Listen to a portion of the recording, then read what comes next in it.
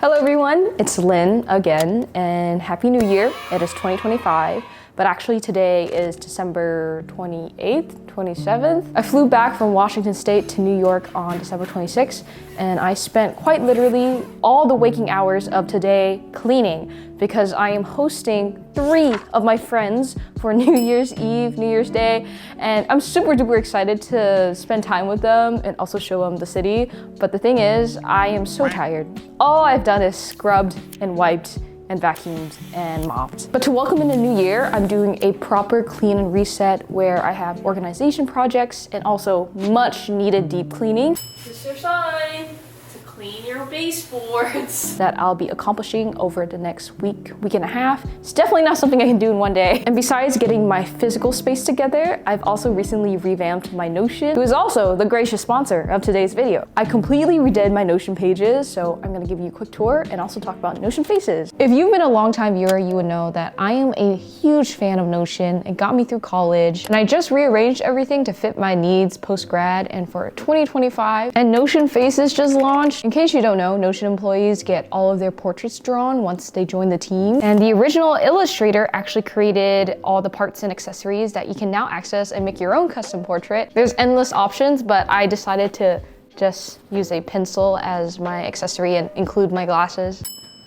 As for my Notion pages, here is my main page, Let's Get Shiz Done. At the top, there's a cute gif from Whisper of the Heart, which is one of my favorite Ghibli movies. I think it's severely underrated. And my color scheme is my signature blue, red, and green. And this is the first time I sat down and decided to create my own custom thumbnails and artwork for my Notion page. So what I really want to do this year is just make and create. So that's the slogan right at the top. I also have this adorable MP3 widget that has a ton of New Jeans songs. I don't know how to use code, so I just copy and pasted from someone else's template. But if you do understand code, you can go in and add your own custom songs. I have my Chinese name here, Huiling, and then a mood board for 2025, and a gallery view of some of my dreams this year. So first off, I should make my LLC or like an S Corp or whatever. Procrastinated doing it for years. I want to make more physical media, do zines, do prints. I want to start dance classes. I picked up dancing in college, and I'm not like that great, but I do really enjoy it. Cook 25 new dishes. I feel like I am pretty decent at home cooking,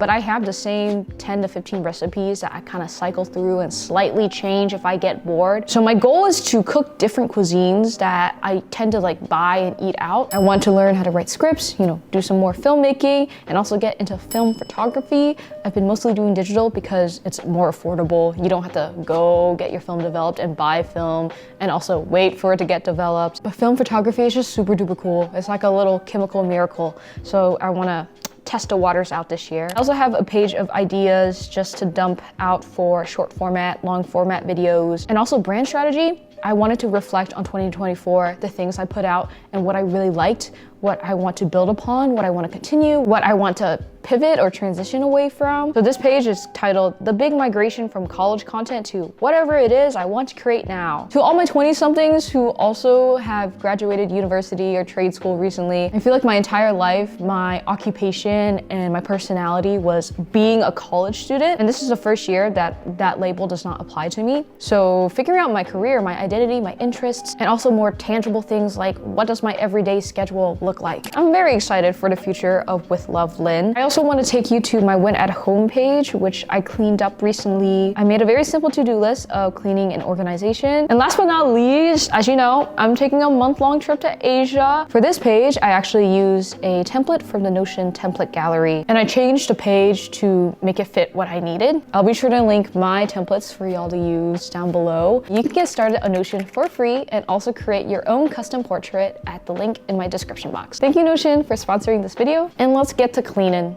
Yeah. Yeah.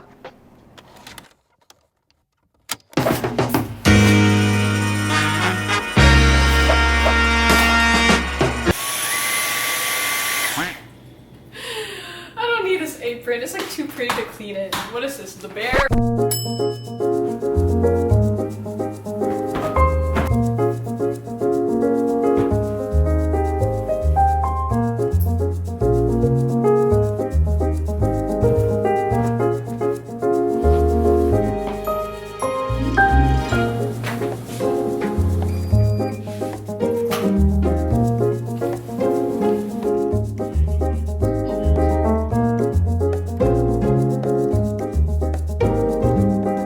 start with my bedroom. I'm gonna clean and wash all my comforter sheets, organize my books, wipe down all the surfaces. But before we begin, I'm gonna catch you up on some of the decorating I did. I took y'all's advice and put a tapestry behind my bed frame, but this is actually a throw blanket that I sewed ribbon onto each corner to hang up. I also pinned down the bottom corners with some nails. I'm really into stripes right now, and I love that the color scheme matches the rest of my bedspread perfectly. And I also hung up some decor around my nightstands. I own a lot of books and I'm a big reader, but I haven't found a way to display them in this apartment yet. In my old apartment, if you recall, I had a huge wall of shelves, but there isn't really space for that here, and I don't want to commit to any big furniture pieces. But one day I will have my dream home with a room just for books with built-in bookshelves. Kayla's crawling under the blanket right now like the thingy in Dune.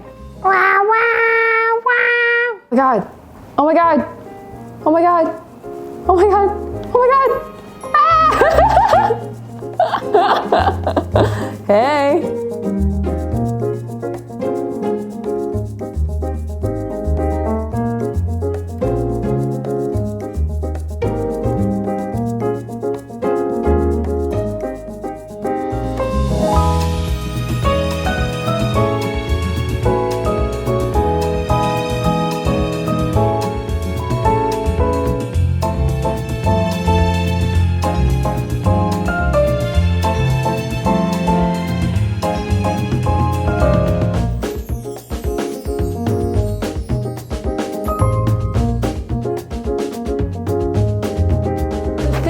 I keep telling myself, since I read most of these books and I've had a lot of them since I was a wee little child, that I want to keep my collection in the case that I can pass it on to the future generation, to my kids.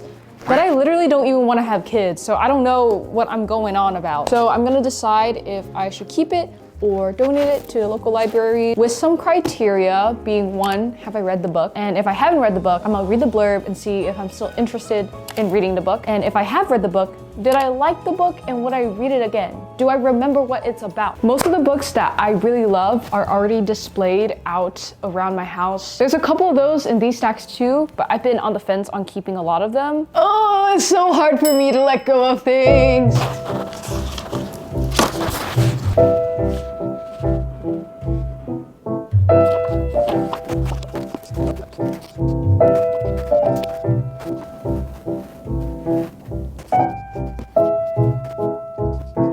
Oh my god, this is signed. How can I donate this? I hate paper stickers! Bruh! Bro, I used to be such a nerd. I guess I still am, huh?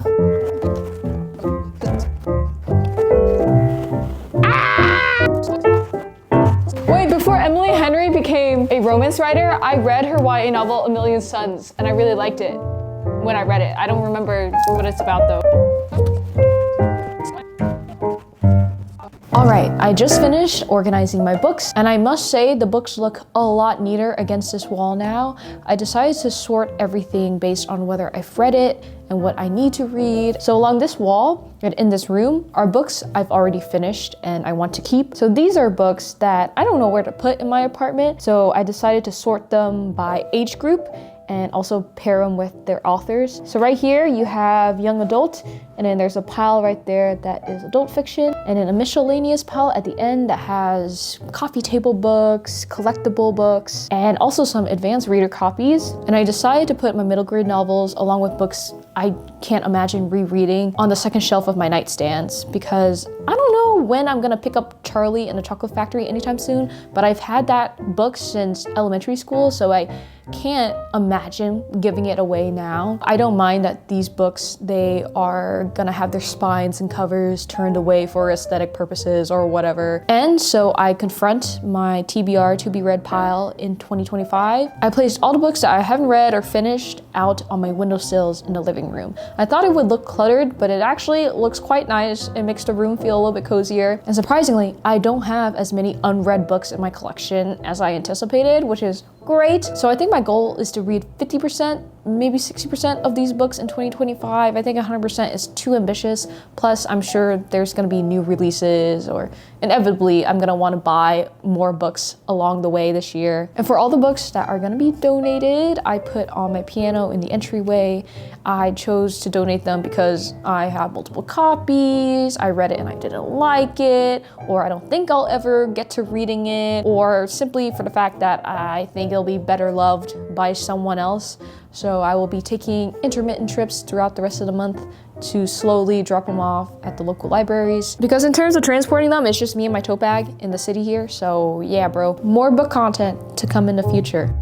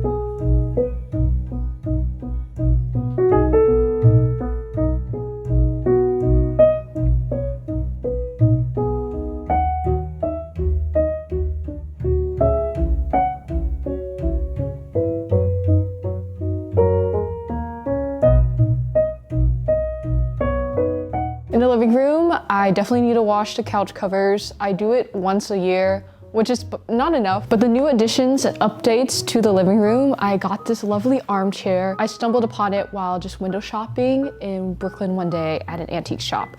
And I've been wanting a chair in this shape for a while. Last fall, I tried to get one that was chrome and had this really pretty blue color as the upholstery. I did not realize that Facebook Marketplace in New York can be so competitive and vicious. So someone outbid me, even though I thought I had secured it, and then it left a armchair-sized hole in my heart. But now it's been filled. The wood matches the rest of my main furniture. And look at Kayla.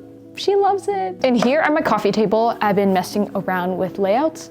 I shared some of my ideas on Instagram last year, and I'm pretty content with the way it looks right now. I have some of my coffee table books, 2 books I finished recently, the Murasaki Bookshop Duology. I really like these books. I'll talk about them in a future video. My money tree plant, my peperomia, my little TV that has BTS inside, and the living room has really come together. I think I just need a few more plants. I also want a wooden divider, a partition to put by the dining table. I think it's a perfect solution to add that warm, cozy texture without painting the walls or buying something that I don't see working for another living space. But I'm waiting for the perfect one to come along secondhand, because all the ones I have found online to buy brand new just aren't perfect. And I've seen so many perfect ones on Facebook Marketplace, but they're always like 50 miles away.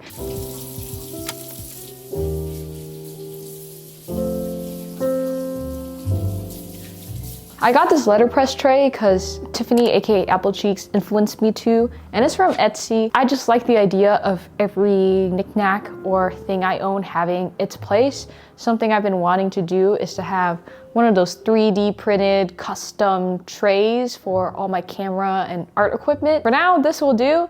But the thing is, I've just sort of haphazardly put everything on here as I've collected or opened more gacha boxes. And I wanted to look a little bit more intentional and have a better color scheme. For instance, unfortunately, this derpy water drop guy from Lorcobad is gonna probably have to go. And I've also piled up too many things on the top. So we're just gonna take everything off and start from scratch.